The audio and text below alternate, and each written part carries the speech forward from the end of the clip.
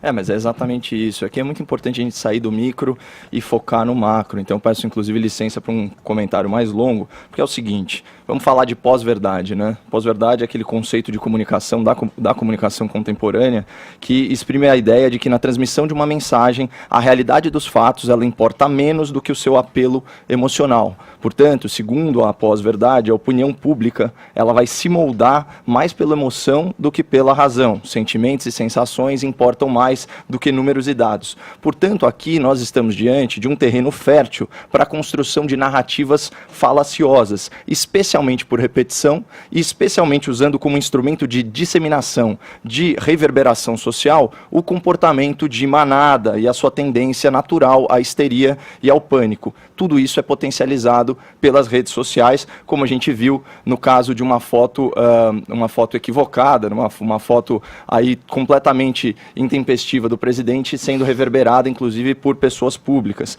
A questão amazônica ela é um caso emblemático do uso da pós-verdade na manipulação da opinião pública. Eu, pessoalmente, me recuso a atuar aí como uma caixa de ressonância para essa narrativa que quer destruir a reputação do Brasil. Por isso eu separei aqui 10 fatos elementares para baixar um pouco o tom da polêmica. Primeira coisa, a Amazônia ela não era virgem até 2019. Desmatamento e queimadas elas fazem parte da história recente da região. O Brasil preservou e preserva muito mais da sua vegetação nativa do que as outras economias desenvolvidas no mundo. Os dados são claros. Aqui nós temos 2/3 da vegetação nativa preservada, 66%. A União Europeia só 25%, a China 17% e os Estados Unidos 14%. Terceiro ponto, a legislação brasileira, com seu novo Código Florestal, ela tem viés progressista e ambientalista. Foi aprovada num governo de esquerda e teve como principal arquiteto, um político filiado ao Partido Comunista do Brasil. Quarto ponto, o agronegócio brasileiro de alto impacto, aquele para exportação, certo? Ele se caracteriza pelo quê? Pela tecnologia, pela produtividade, pela sustentabilidade. Para ilustrar um pouco o que o Zé Maria já trouxe para a gente, em 10 anos, as áreas de pastagem diminuíram 20%, só que a produção de carne cresceu 120%. Na produção de grãos e óleos vegetais, em 3 décadas, o ganho de produtividade foi de 2,5 vezes. Certo? Quinto ponto, a queimada como método de limpeza de terreno, como bem observou o Zé Maria Trindade, é um comportamento arcaico de pequenos produtores e de fraudadores também, de grileiros, de movimentos ilegais de ocupação de terra. Sexto ponto, queimadas naturais, elas são mais comuns nessa época do ano. Sétimo ponto, as condições climáticas, que são circunstâncias de força maior, são o principal fator para potencializar a queimada. Então, assim, e ainda, esse é um 8º ponto, ainda que essas queimadas elas fossem antropogênicas, ou seja, geradas a partir da ação humana, certamente elas não são coordenadas, elas não são nem estimuladas por políticas públicas do governo federal, não tem nada a ver. Nono ponto, também é razoavelmente impossível num país deficitário, que não garante segurança das suas fronteiras, que não garante segurança à vida dos seus próprios cidadãos, é impossível monitorar e punir todos aqueles que agridem o meio ambiente, embora esse seja o objetivo, esse seja o ideal. E aí tem um ponto que é engraçado, é uma pauta de ontem, mas quanto às partículas em suspensão, né, viajando por correntes aéreas, 27 milhões de toneladas por ano viajam do deserto do Saara, atravessam o Oceano Atlântico e caem na Amazônia. Inclusive, é um fertilizante. Portanto, a fuligem que cobriu São Paulo, embora ela não fosse amazônica, ela poderia muito bem ser.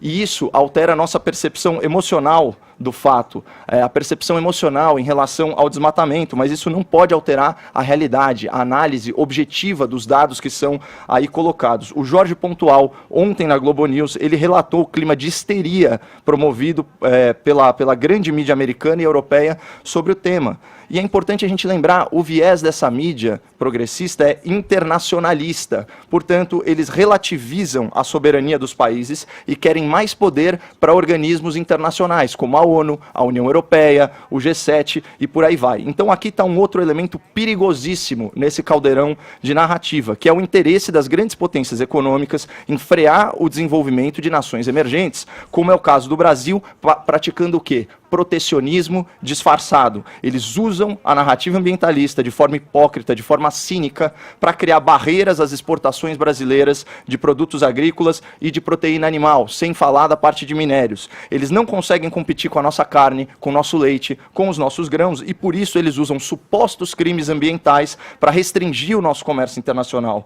Usam o discurso de preservação ambiental para sequestrar a Amazônia do Brasil e colocá-la sob tutela internacional, para que o Brasil nunca utilize o seu potencial econômico e geopolítico de forma sustentável. Então, é como já preconizou o Enéas Carneiro, o interesse das grandes potências, ele não está nas árvores da Amazônia. Se essa fosse a questão, bastaria que a Europa reflorestasse todo o seu território. O interesse das grandes potências está no subsolo. Ouvintes, pesquisem sobre as suspeitas de crime ambiental praticadas pela Hydro e seus rejeitos de minério em nascentes do Amazonas. A maior acionista da Hydro, vejam só, é o governo da Noruega. E não sejamos ingênuos, nações não têm amigos, nações têm interesses. França, Noruega, Alemanha, não são nossos amiguinhos, são nossos pares, às vezes aliados, às vezes competidores. E falando em cinismo europeu, para fechar, eu relembro ao ouvinte uma frase capciosa do presidente Macron no começo do ano, abre aspas, o nacionalismo é o exato oposto do patriotismo, e essa confusão conceitual é proposital. Ele quer que você se sinta patriota, abrindo mão da soberania do seu país, abrindo mão das suas riquezas naturais, da sua autonomia econômica.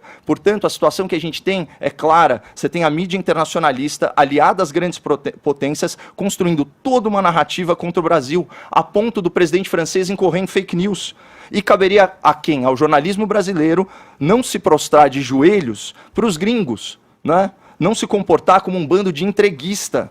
Mas o ódio ao presidente, ele é tão grande que a mídia nacional, para enfraquecer o governo, contribui para o estabelecimento dessa narrativa, denunciando um falso terrorismo ambiental. Ou seja, para a gente atingir um governo de 4 anos, nós estamos correndo o risco de perder um patrimônio natural que é nosso há 400 anos. Isso é má fé e burrice.